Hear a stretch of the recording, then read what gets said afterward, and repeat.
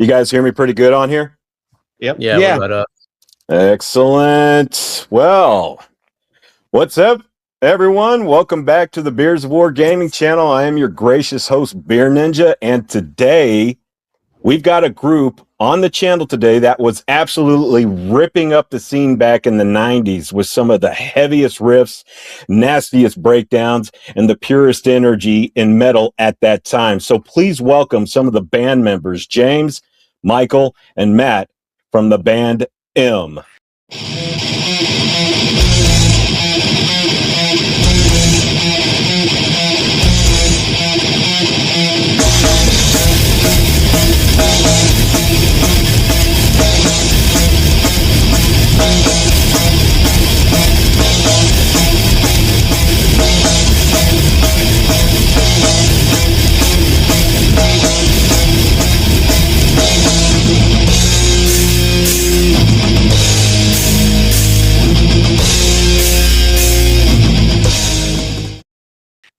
Welcome, guys.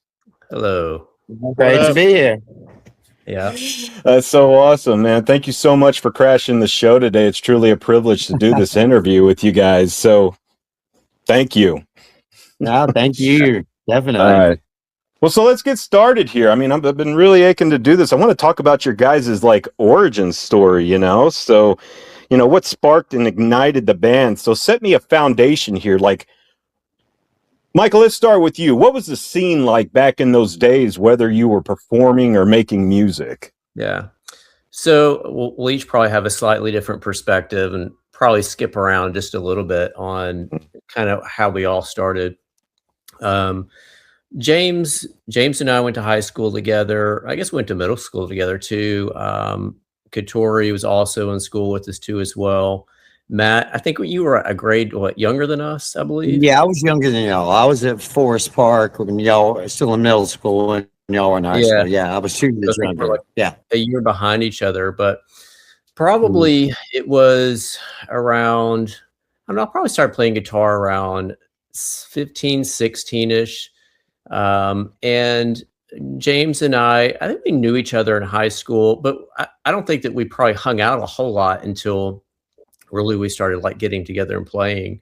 Right. I know you and Matt had y'all lived next to each other, a little bit more history with each other. The first guitar you got when you were 9, and I got drums when I was 11. I mean, they weren't quality by any means, but we made a lot of noise. We made a lot of noise, and we made songs off one string, and yeah, we made it work. In our minds, we were the stuff. Yeah. Oh yeah. And then once we figured out chords, it was like, oh crap, this can sound way better. Yeah. Yeah. And then we took it from there. Yeah. Nice. Well, James, what's your perspective about it? What was the scene like back in those days? Well, I mean, it was full and wild. Lots of bands around at that time. Yeah, there's a lot of bands. I mean, at one point, I mean, there were so many bands in the East Texas area, like I don't even know that I've even seen them all. You know what I mean? Gosh, I don't even know if I could name them all now. I mean, it was Shaven Mary, Hallucination, My Remains, Mestima. I was in Infection for a while. I was in Strain. That was the first band I was in before I got with y'all. Covenant, Surge. Yeah, there was so many. Dead Industry. But of course, the hometown heroes were My Remains. That's who everyone wanted to be and open up for because they brought the crowd. And I remember me and Mike, when we were, still in high school, I think didn't they do a Battle of the Bands? Yeah. Monaco. Yeah. And, I remember them doing Master of Puppets. Yeah. And solo and all. Yeah. So that's what got me. I was like, they didn't stop at the solo like we would have.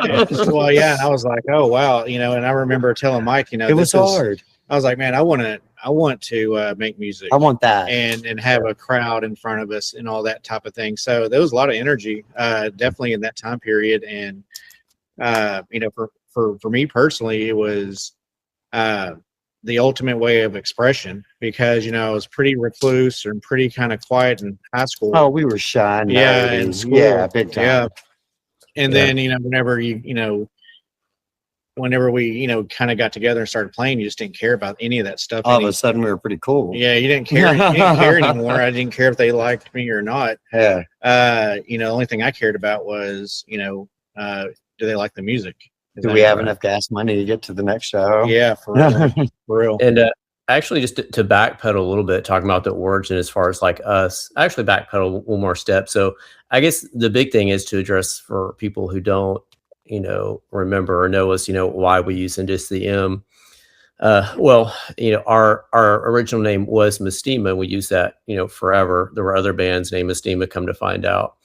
And I think the big thing, why wouldn't we want to go by that now? Or one, because of there are other bands. And it turns out that Mestima literally, I think originally we heard it's like, Hebrew for animosity, was in a book of angels. And it turns out to be not so friendly of a name. And I don't think that's the image that either me or James would want to portray as something that is. Back then it was, because it was right. So it was a whole heavy metal scene. The most evil, the better.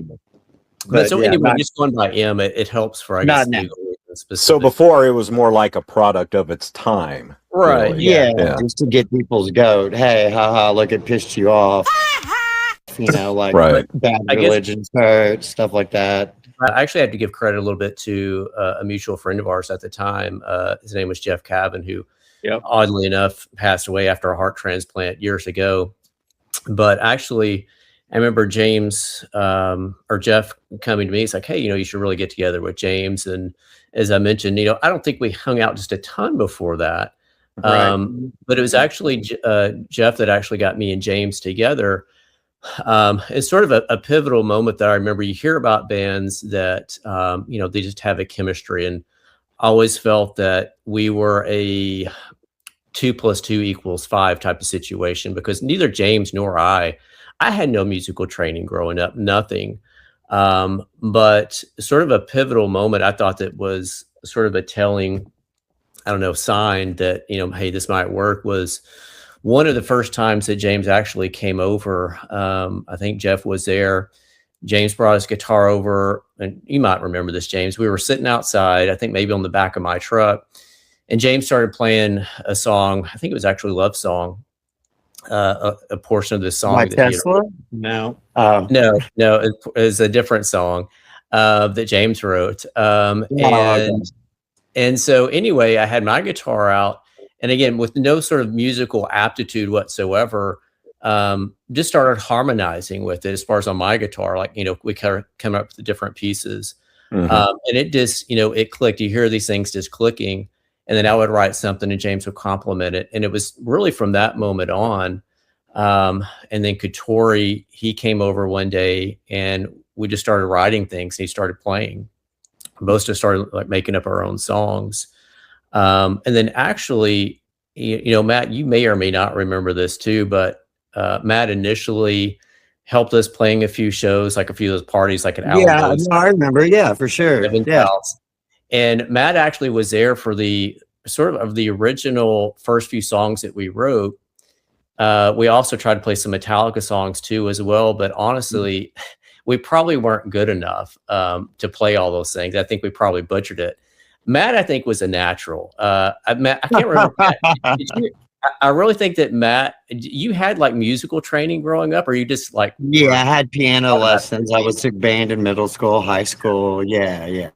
And you could tell, as for me and James, I always thought James was a leg ahead of me as far as playing. I feel like it came more natural to him. But even those compliments, well, shut up, James. Okay, carry on, Mike.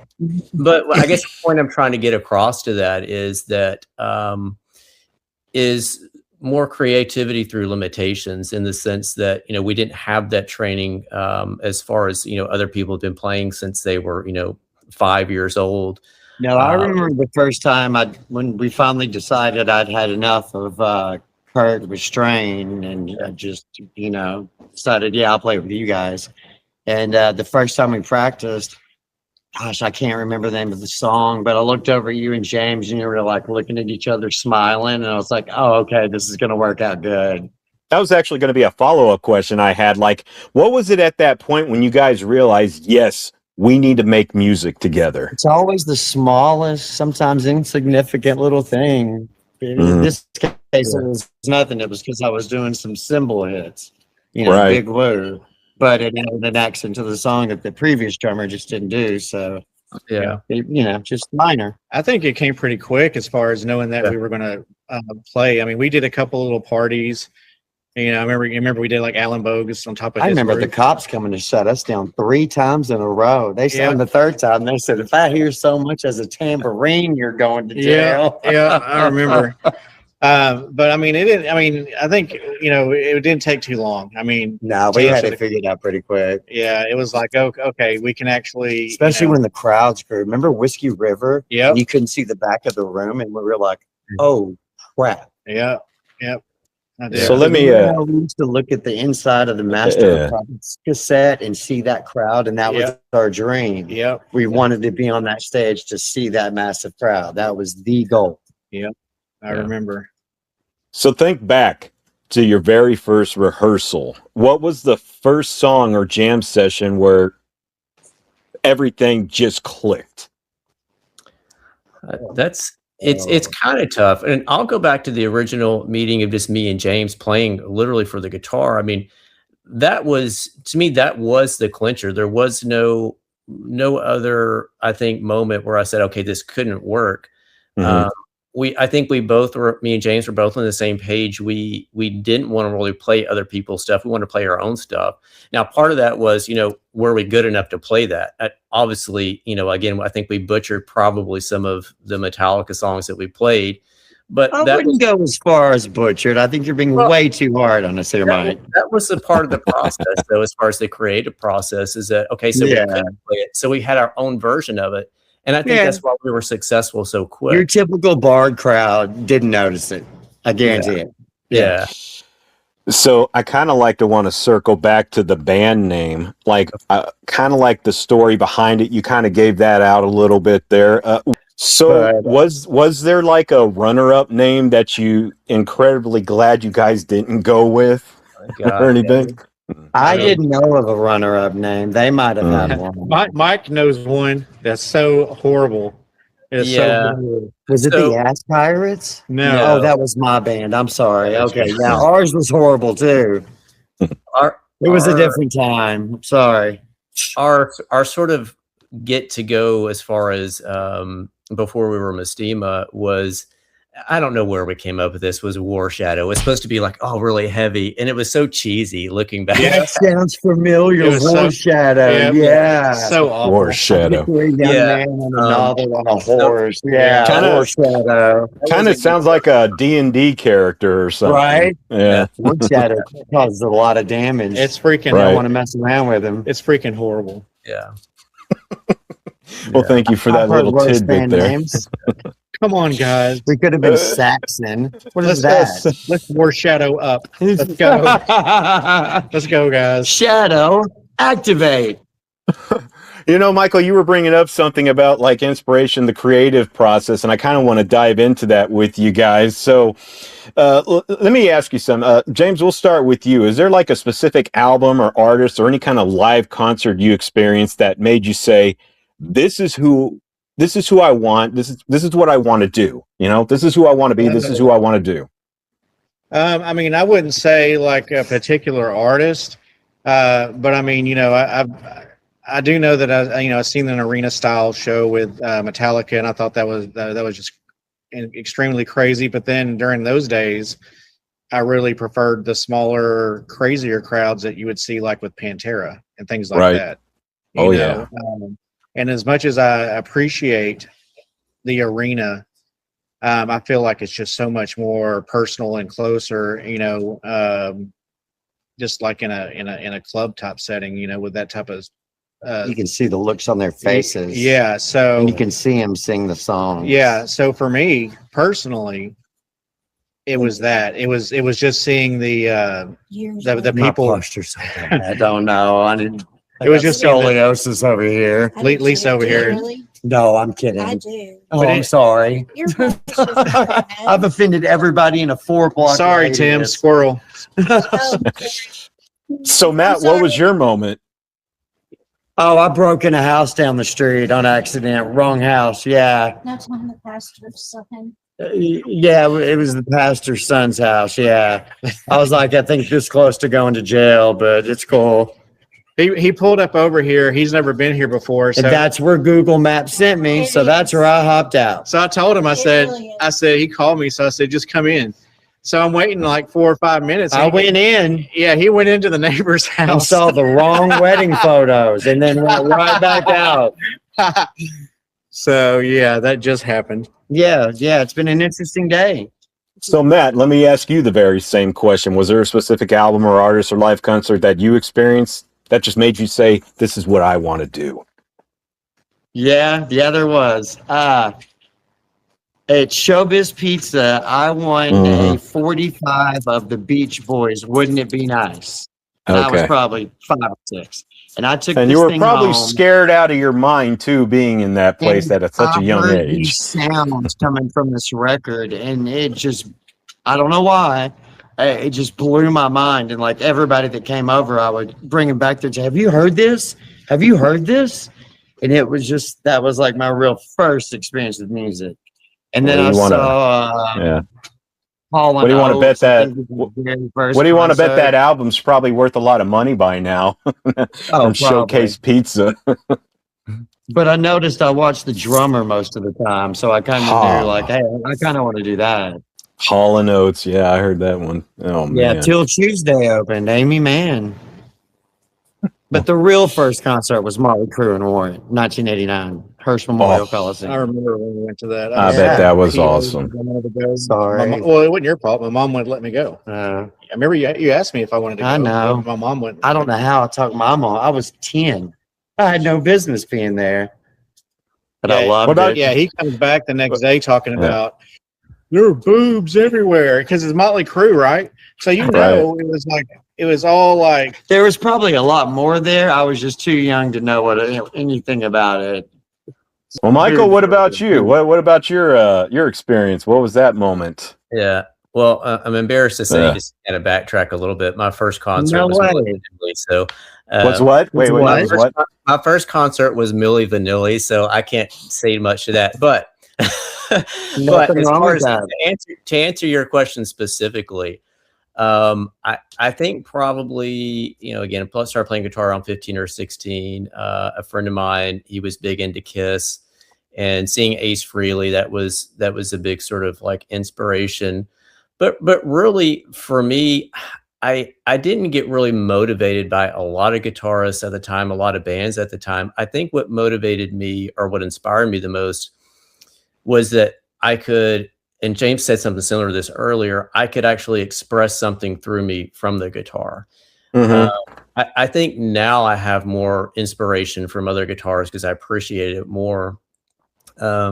But back then it was okay. It was more of an outlet of, okay, I can translate what's in my head, in my brain through this instrument. And specific bands, looking back now, like I think about like the Stone Temple Pilots, bands like them that I really didn't appreciate back then were just phenomenal musicians. Oh yeah.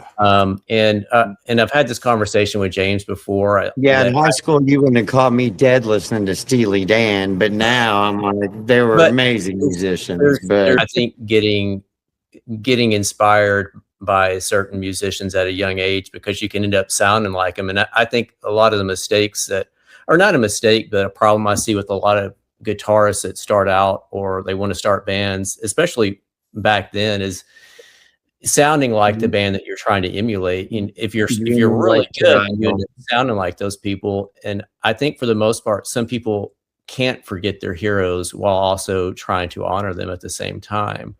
And I think that's a big issue for people starting out playing that maybe can play really well, is that they just emulate those people too well. oh yeah, I wanted to play like Lars until Korn came out, and then I wanted my snare drum tuned like Korn's. Yeah. And then another man came. Yeah, absolutely. I think most young musicians are like that. But this until this you is- learn about tuning and I can actually.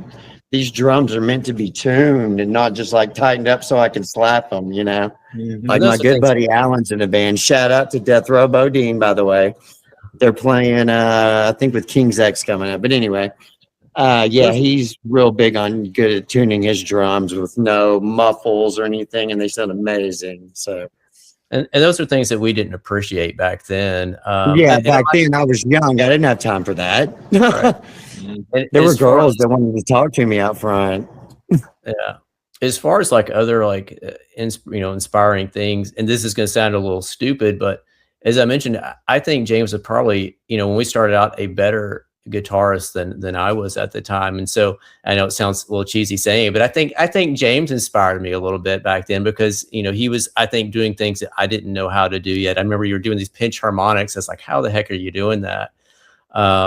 And I was quiet back then. That things that you got And James was so much, he was so nonstop. free spirited in his playing that really helped me when we first started playing. I was saying, here's this guy swinging his head around. I should do that too. And just sort of freed me up a little bit. So shout out to James for, that.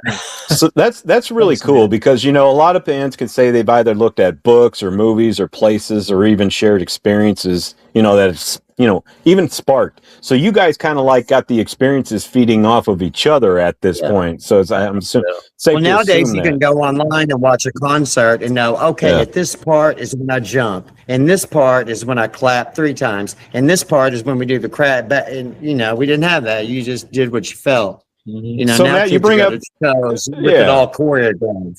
So Matt, you No bring one up a lets very it good question that I have here. As far as the songwriting goes, was there like a collaborative get together for the band to create it? Like, how does the songwriting magic happen with you guys? And I'll pass it over to Mike too. But a lot of the times, what we would do is, we would write, just a bunch of riffs. Mhm. And you can keep me honest, Mike, but I don't believe that we wrote most lyrics weren't really written until we had a tune to go with it. No. So we would actually put together a rough draft and kind of have an idea. We had a certain formula that almost falls with every single song. I would that we try to have. flush it out with the drums they maybe had in their head, or Yeah, and then of course, I had pieces written on napkins and shit, and then Mike would have his paperwork, and then of course Katori, would rely on him a lot. We used his more as a straw, but that's Yeah. neither here nor there. Yeah, but he would take. I mean, I remember sometimes when we would put these songs together, he would take the line and put it in such a way.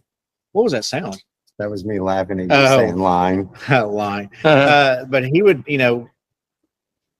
all of a sudden breathe life or some kind of meaning into the to the lyric. Like I think about and it's no stranger. I let everybody know, like, one of my favorite songs we ever did was Lift.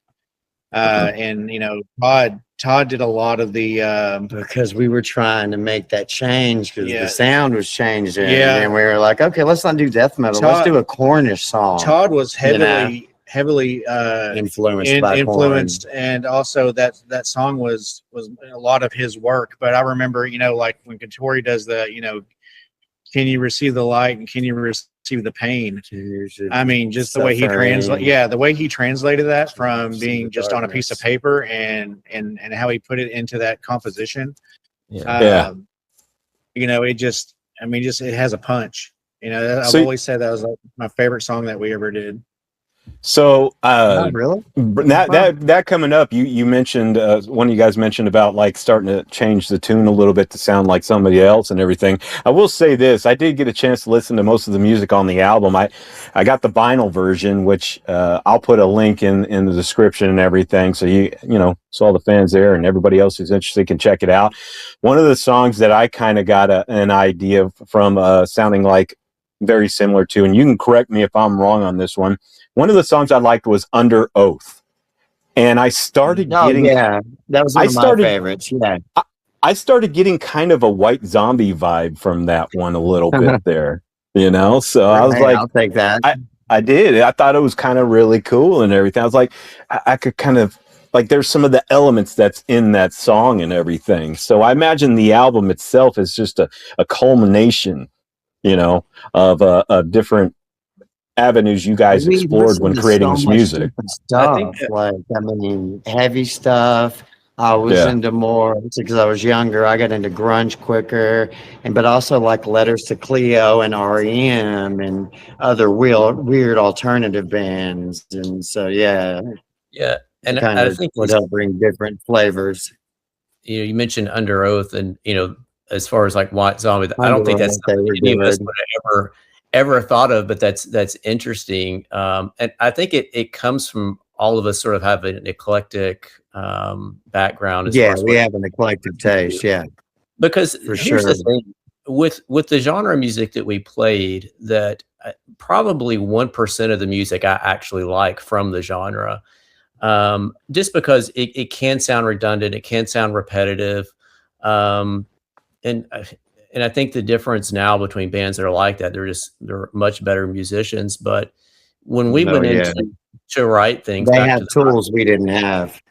back to the writing process, in the early days, me and James did write a lot of the lyrics, and then we would put music to it. I don't even remember some of that, like the really early stuff that we stopped playing. And as you mentioned, Katori would come along and basically lay down, take some of those lyrics or make up his own, which were really good. Katori carried around, actually, he had a whole notebook. I'd be curious to see if he still has it, just full of lyrics and things that he wrote. I'm going to be honest. I never could understand what he said. There were the same noises. So I'm like, okay, they're probably the same words. There's a hidden gem out there there somewhere with full of lyrics and everything, possibly even more albums to come, maybe. Yeah, I'm just right. They saying. could totally turn my life around. And Just saying, I'm just throwing it missing out there. Right. You We have a lot of mentioned material something that we didn't about record. as far as like sounds, where we're trying to, come up with things that were more, well, essentially, look, we were wanting to make a living for this. And I think finding something that was radio playable. And when Like Todd, not even rich, just pay my bills and play music. That's good. one thing that helped is when Todd joined our band, because our final band was me, Matt, Todd, James. And that was Mestima, the final version of it. And Todd brought an element that, we didn't have before, because your drummer and your bass player can make or break you, period. Yeah. Me and Todd Having were pretty bad. Having that background with Todd to come in is sort of like add to the writing to that, because me and James did so much of Because he that. was easy. I mean, he was a human metronome. When I saw him go down, I'm like, well, there's a downbeat. I mean, it was easy for me. I loved it. Did we make a conscious decision to make things more radio friendly? I think we were headed that direction while maintaining sort of the element of Mestima, as far as like the originality of it. I mean, things that didn't make the album, things that we wrote after, I think could have been radio. There were a couple of bangers later on. And Matt, I don't know if you remember, like you helped record something on a drum track for me. And it was. I remember coming to your house that day, but I don't remember how it sounded or what we did. It was a good catchy tune while maintaining the I was theme. programming the drums, right? And I was having a hard time, if I recall correctly. And so there's things that never saw the light of day that I think probably could have progressed us to that point. But things happen. Yeah, we could have worked that out on real instruments, and that could have been a song. Easy. Yeah. So, as far as like the rewarding part, of the creative process for you, is there initial spark or writing the hours in the recording studio, or just finally sharing it live? So, like, what was the crowd that? makes it worth it. Yeah. Exactly. When you have people screaming at you and you can't even talk to one another, standing beside each other, mean, that's it. For me, that's what it was always I'm about. getting goosebumps just thinking about it. Yeah. Yeah. Anytime we wrote something, just like Mike said, we weren't trying to be the most intricate, or No. we weren't trying to show the We were just trying to be cool. yeah, we weren't trying to show the strongest musicianship. No. I thought I was pretty good. I mean, but I mean, ultimately, what it was about was, can we get that crowd to move? Seth from college. Or is that no? You That's know? me. Oh, I was such a goober. Wow, Lisa brought an old photo album over from Let's like, burn this. Yeah. I don't like But anyway. it. I'm gonna need that for the video. No crap. Thank you. Does Oh, that mean a dress? all right. I'm really going to need that for the video. I've always had questions. Thank you for this. I think I've come up with some good answers today. Thank you. I think I'm we sorry, found out carry on. Matt. I'm I not think we trying to be found funny. Matt's creative process today. how it worked. But I remember me and Mike, when we would practice together and write stuff, we would, literally say stuff like, I think this part right here is where they're going to move. You know what I mean? Yeah. Like we would have like some kind of intro and some Yeah. kind of thing, and we'd always say like, this part right here is where we're going to see, First bridge, the most first action, chorus. in the crowd. And for me, that's what it was really all about, just that part. Yeah. Because you knew when we slow down, and then that's when they knew it was coming. Yep. Yeah, because they get Oh lower my and gosh. lower, and it's like it's coming, and then And then just they bam, exploded. Yeah. all over the place. Remember, someone Yeah. got stabbed at the VFW. Oh, I shouldn't forgot about smile that. about that. I That forgot was about that. very sad. Yeah. Good violence is not the answer. Stay in school. Yeah. Yes. I think one thing that I remember that was, again, what's a poignant moment, things that are rewarding is when we were playing in Shreveport, and was when we started selling T-shirts, and you had other people set up selling. Malibu Alley. Screaming Dog. Oh, Screaming Dog. Yeah, that was. And, well, there was the other place that was it used to be like a grocery store, and it was cleaned out, and we played there with Midtown several Hall? other bands. Yeah. Oh, Midtown Hall. Midtown Hall. We played And- there a lot. Mhm. What I remember is that you had all these other bands we were playing with, but then you had this Oh, line yeah. of people lined up for our T-shirts, and just Oh. And people wearing your T-shirts. Well, you remember walk when we around played at town. the Speedway and everybody just sat there until we got up, and then everybody jumped up and just followed to where we were going. They were like, we came for them, and that I remember that because I was like, oh wow, they're specifically here for We us. had Holy t-shirts crap! for that. You had t-shirts that they made. And I will say that we Really? were probably we were definitely a live band in the sense that I mean, remember Myra had cool tracks, but we had heavy tracks consistently. well, I remember coming out That's of what Ocean Club kids would want back then. one of the places that we played, and we played with a few other bands, and there was this guy, he came up to us. I can't remember if you were with me, James, or outside with me when this happened, but he came up to us. He goes, those other guys that y'all played with, he goes, they were great. They were awesome musicians, and basically saying they were technically better. He goes, but you guys have it. Y'all have it, whatever it was. You don't and remember who you were playing with? I don't remember who it was. Oh, okay. But It's I'll probably go back- Stray. No. I'll go back to it was a 2 + 2 = 5 situation for our Yeah, band. right. You're talking about guys who had no formal musical training whatsoever. Yeah. And our live, that came out in our live performance because we weren't hindered by anything. I think not having those No. roadblocks of you can really get trapped in musical training for people who are brought up that way. And learning to break out of those things, I think You can is chase hard. the perfect note for an hour. It's like machining. You can chase 1,000 for an hour, but I'm not getting a part made. Oh my God.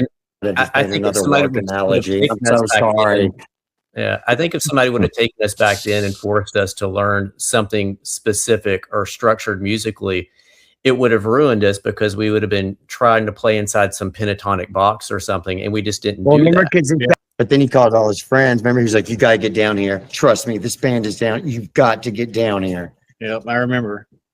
So Damn. I kind of want to. Yeah. I kind of want to talk about that when it came to making the music. You guys had to do some traveling, in order to do some of the recording sessions. And you had told me something yesterday, and I kind of want to dive into that a little bit more. You guys took a trip to Knoxville, Tennessee. Yeah. I'm kind of interested in how that went when you guys were going into the studio there. Like, what happened exactly?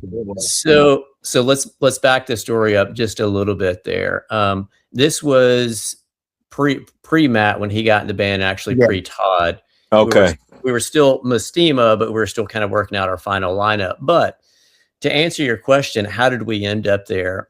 There was some ad, this is before America's Got Talent type stuff, but Mhm. there was some ad in the newspaper, I think, and our drummer at the time's like, hey, there's this competition for, if you win it, you win hours in a music studio. Hmm. And so We gathered up all our stuff. We entered it in, and it was at this hotel conference room in Longview, some shady hotel. I don't remember what it was. James might remember.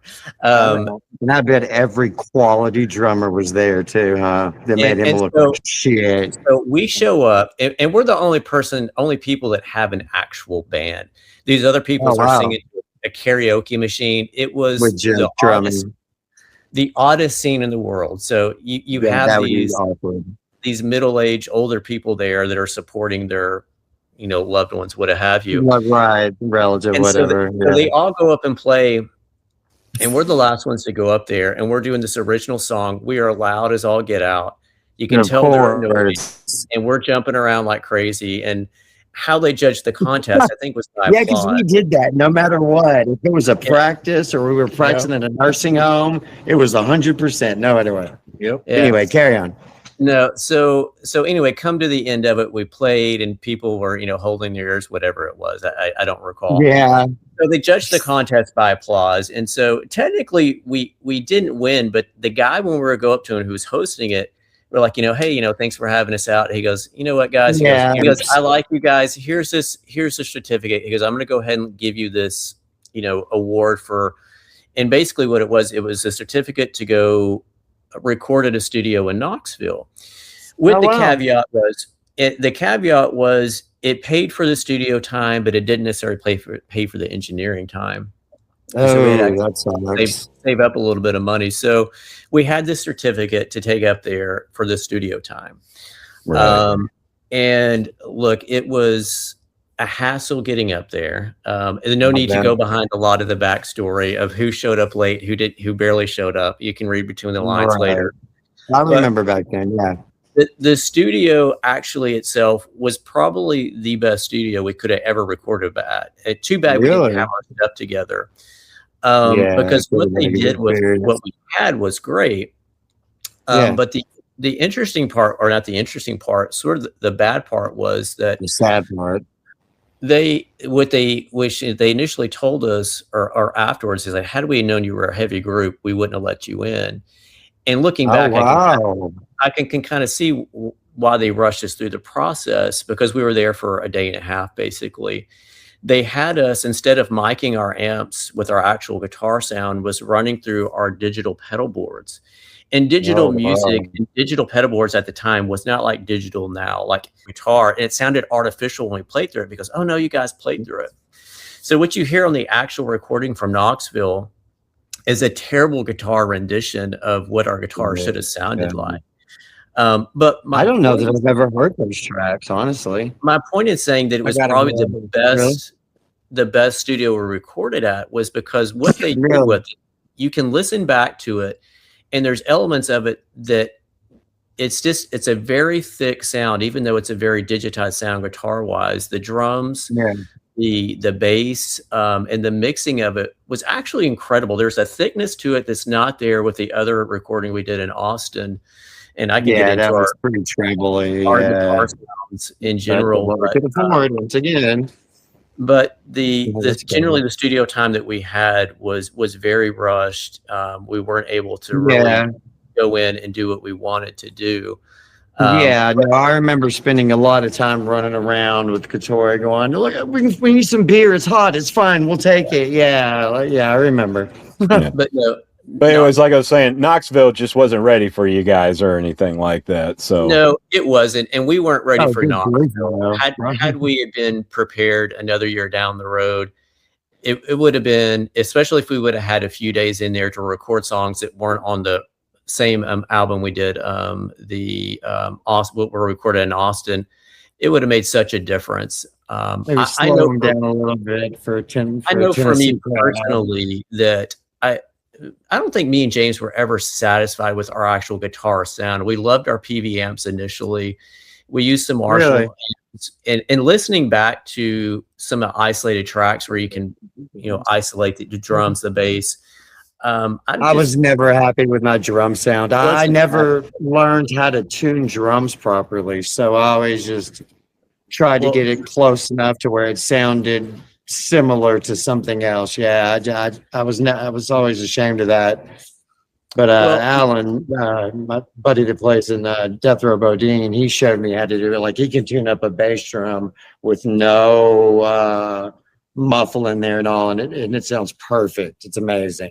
Well, and Yeah, again, so- to our credit, mentioning the guitar sounds is that, I think we would know more about guitar tone and stuff now that we Oh can find. yeah, absolutely. But I think the difference, that the reason why that we were successful is because despite all that, what came through our hands is what mattered the most, and was the impact that it made.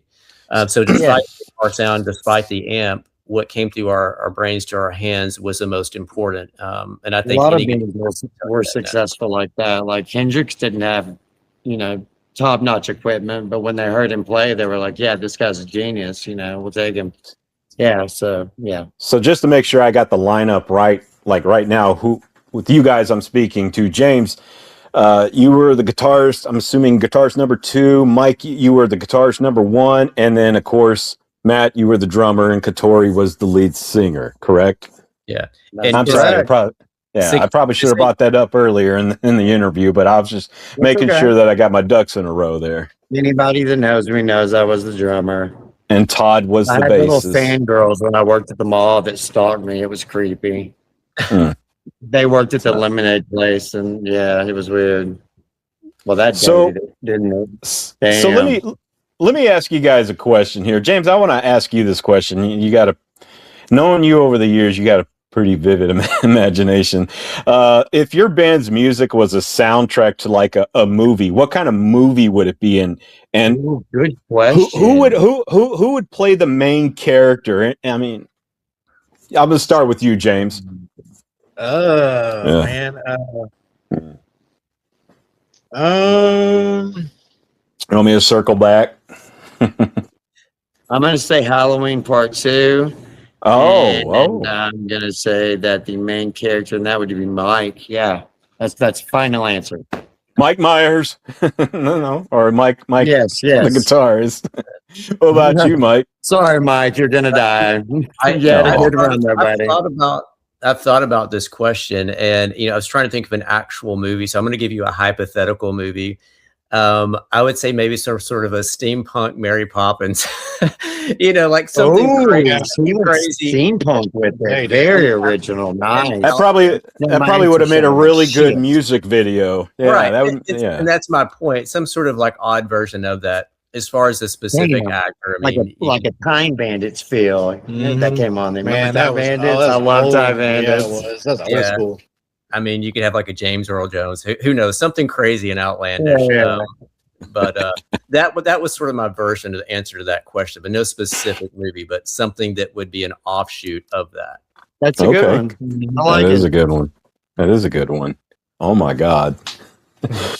Well, we're getting kind of near the end here, guys, but I do want to ask some final questions. I really just have 2. We really got to dive into like the origins and everything, how the band came about, and it seems like it's definitely a story. Like you're the the black sheep and everything, and making your way up to the It's next the level and Story of whatnot. 2 best friends growing up next door. There you go. And that's exactly what it is. And You then the rest got the of 2 them, best yeah. friends. You got the 2 best friends. You got the instruments. You got the time to play this and start Love the making this music. collection of music and everything, which not a lot of people can really remember that. I mean, I thank you guys for actually bringing up a lot of the stories and the memories and everything, because it sounds like I know I'm probably getting the Reader's Digest condensed version of it and everything. That was a but it just- formative years. I mean, I it sounds remember like all that forever. you guys are just like the garage band, and just you're making your way up to other things. And you guys probably seen, I imagine you probably seen some, and that was actually a question I wanted to ask. Is there anybody that you guys got to see back in the day who's probably like famous now to this day?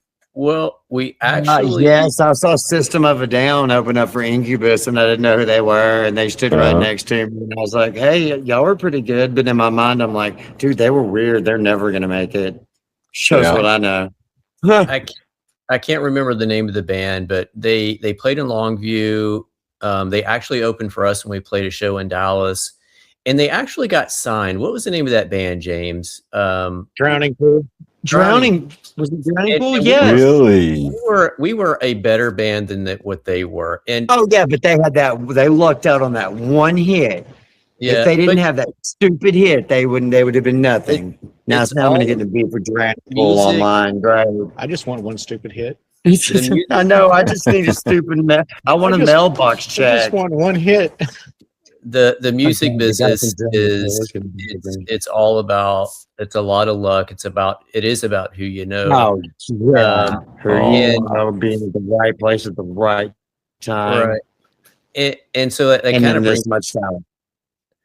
it, somebody might have the question, well, why did we stop playing? And it's a complicated answer, but actually, if you leave out all the details of, whatever was going on at the time with all of us specifically, eventually we had to ask ourselves, what can we do with what we have? I know for me at the time, I was getting ready to have a kid. I think Todd had already moved to Austin. I think Matt, you were getting ready to go to school. And we made the conscious decision, okay, we're going to come back and we're going to record, which was what we did in Austin. And things happened in between that we couldn't actually go back and see that through, which is why we're having this album out now. But if in all actuality, what would have happened had we all stayed together? And I think eventually the problem is this: it all comes down to resources.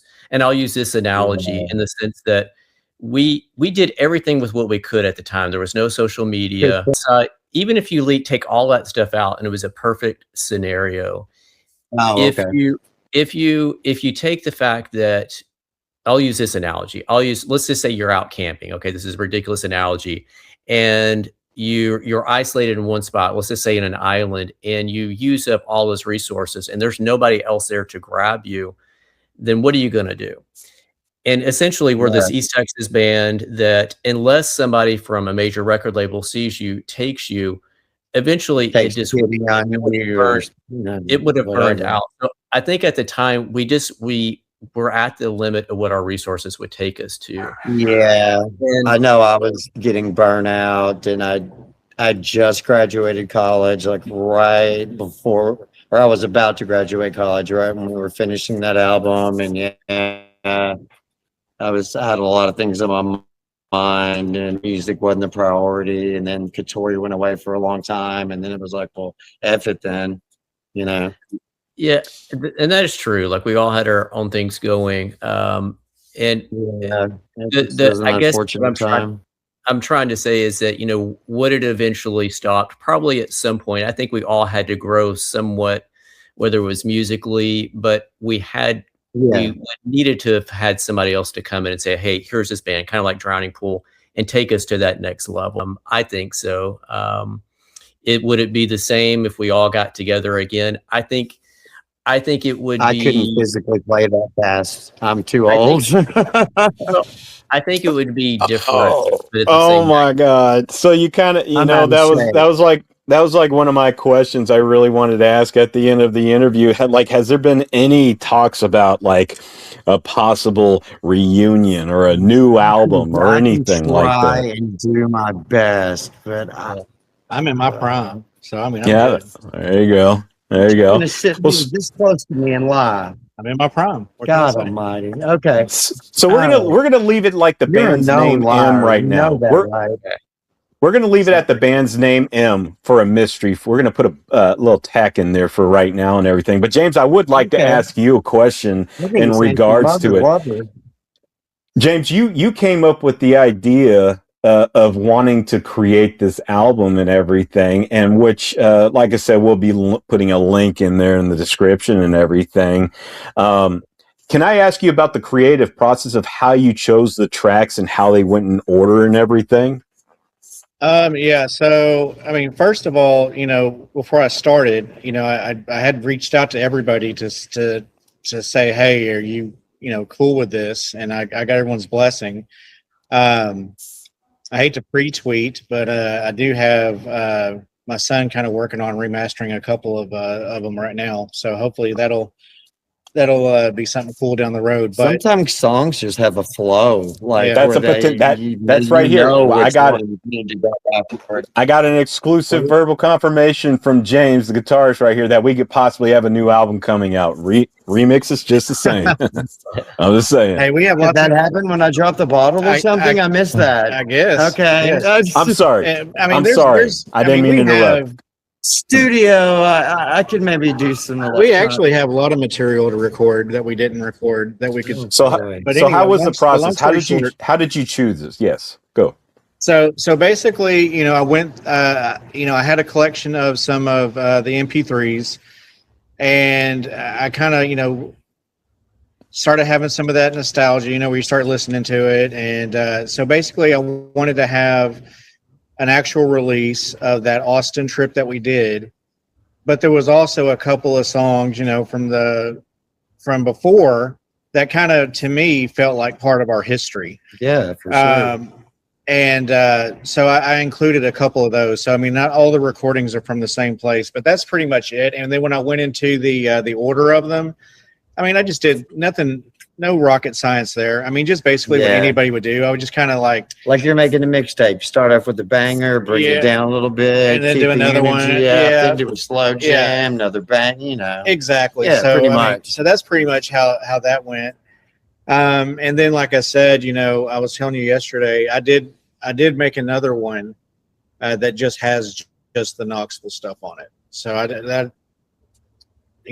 that's out there as well. But this one right here just really meant a lot to me because just like I've said 100 times. First time we ever went to studio, a real one. Yeah, it was real at that point. Yeah, and then I know that there's a lot of like avenues for digital music. I mean, we're probably going to be exploring that soon to You get it gotta on. have that then, though. Yeah, we'll probably explore that pretty soon to have that stuff available to just stream or listen to. But I really wanted to have a physical, tangible Yeah, something in my hands. yeah. I don't want to Right. go look at the thumbnail on Spotify and go, You know- yeah, if you look real close, that's my band. Can I read the liner notes? No, Yeah. sorry. So for me, that's really what I it was. love the liner When I notes. talked to Mike about this, whenever and Mike and I will throw this out here too.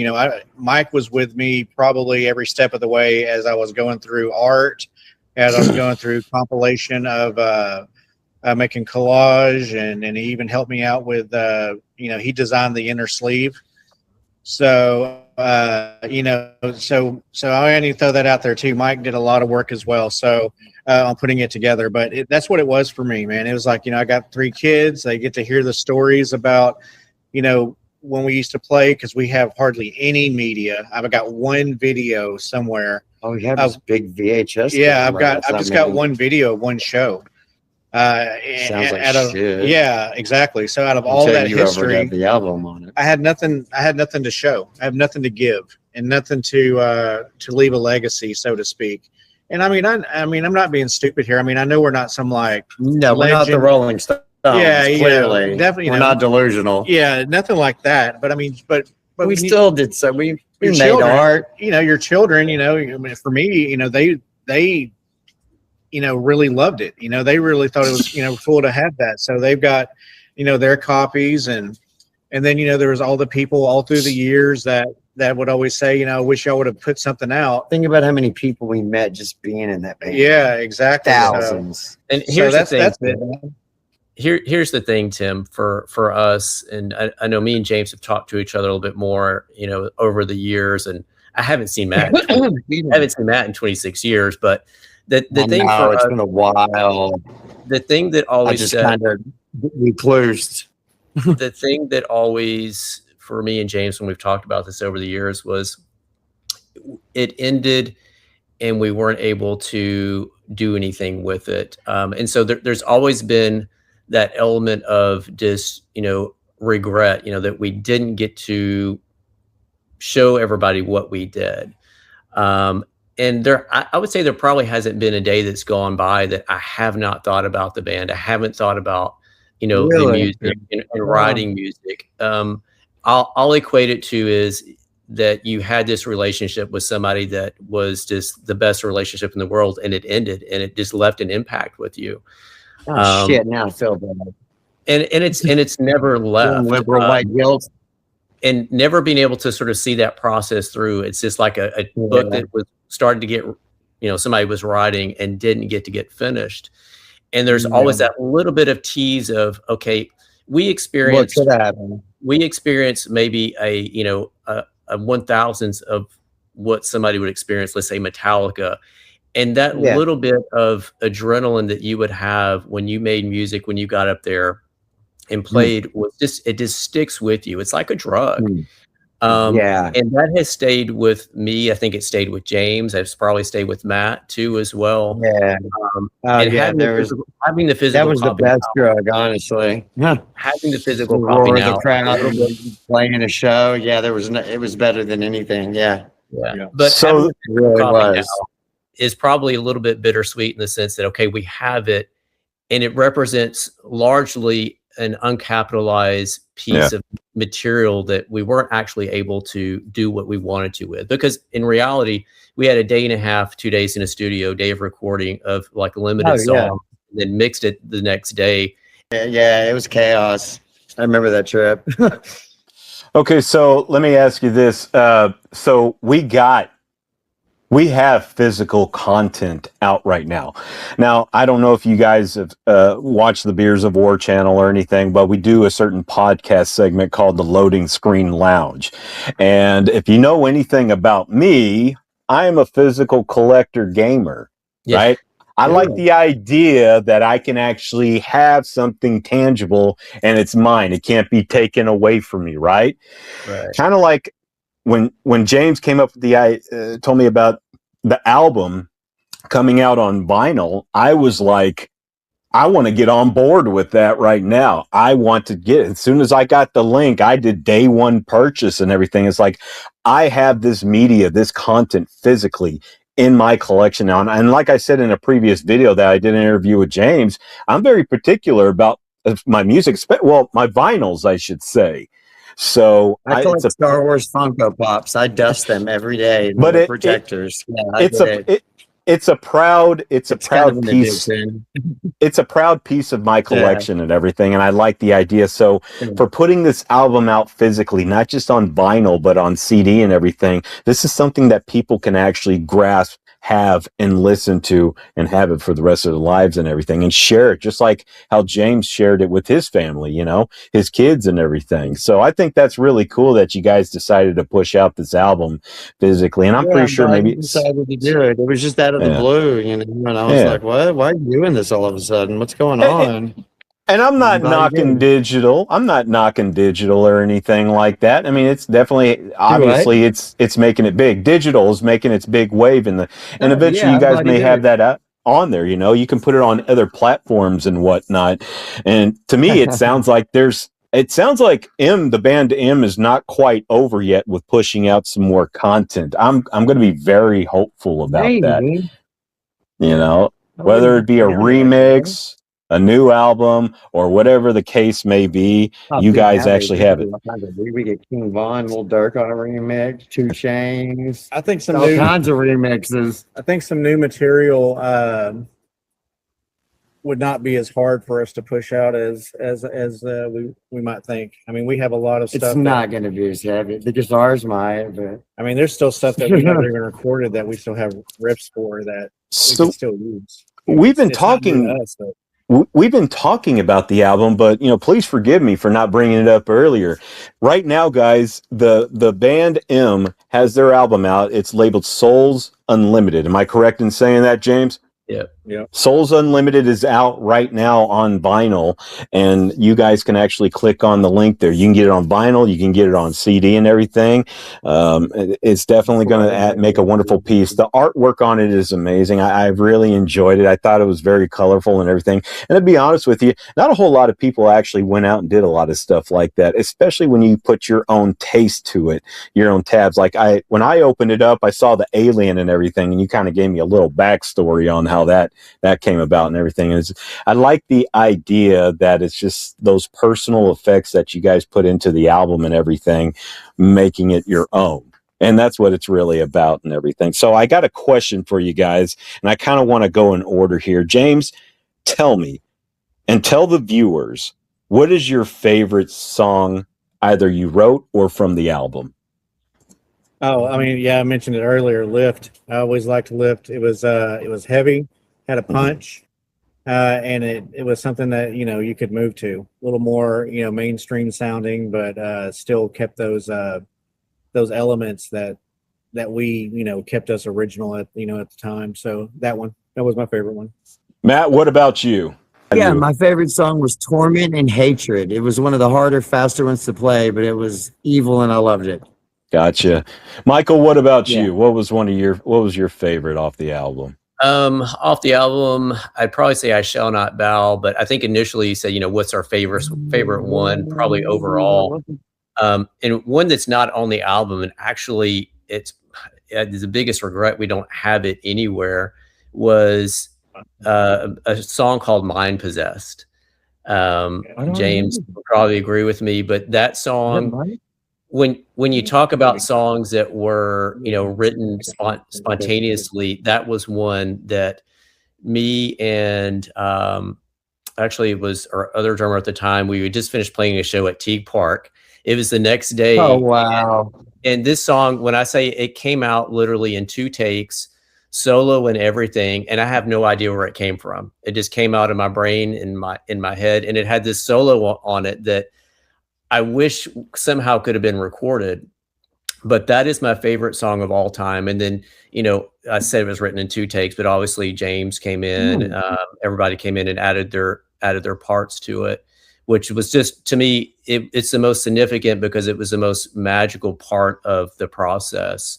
And I can name countless other things like that. When me and James are writing something, all of a sudden James rips off the solo to a song, Fides, which I'm going to throw that into there as well as a song. But I was playing this riff that was going on the breakdown of the song, and out of nowhere, James starts playing this incredible like melodic solo, and I just looked at him like, oh my God, where did that come from? And who knows where music comes from, but It's probably an accident. Those experiences are the most memorable when I think about my favorite songs. Is sort of like the feeling that came from it, the spontaneity that came from it. I think Mind Possessed, Fides, in those moments that we wrote and collaborated together, things that can only be captured live or if you're witnessing it. But it kind of sounds like it's the name of the album of where you draw that from. The soul, right? It's unlimited. Right. So is the music and everything. Yeah. Which I think is a perfect name, a perfect title for the album and everything. It was a really good job. So, but yeah. Well, guys, you know what? Our time's just about up and everything. I really want to thank you guys for taking the time out to allow me this exclusive interview with some of the band members of Thanks for having us. For real. Yeah, absolutely. Tim. We need to make one quick shout out to my boys at work. Hey, Jeremy. Hey, Justin. Hey, Tyler. What's happening? All right. That's freaking awesome. Well, guys, again. Yeah, I don't want you to lose your show. Thank you so much for joining thanks for having the us. This is awesome. Yeah, thanks for letting us talk about it. I thank you. The Beers of War thanks you. Please make sure to like, comment, and subscribe. I'm not just talking to you fellas, but also if you guys want to know more about it or just have questions, go ahead and just comment just down below and everything. Ask these fellas some questions. They'll probably be keeping an eye on it. I know I will and everything. I'm single. If you'd like to get together and hear in-person story, just throwing that out there. Oh my goodness. Get yourselves a copy. Get yourselves a copy of the physical media. Yeah. Get us some money. I want to quit my job. Yeah, we make $1, I think, on everyone. We're gonna be banking there, but yeah, you can share it. Awesome. House. We'll be all right. I know the vinyl's a little pricey, but a CD for like $12, y'all can do that. You can do that. They used to be like 19. That's what I'm saying. Yeah, that's pretty good. Get a physical copy. Yeah. Inflation's a bitch, boys. What can I say? Thanks again for joining the Beers of War channel. Like I said, everyone, please make sure to like, comment, and subscribe. Just, play well, be nice with each other. And other than that, that's all I got to say. Beer Ninja out.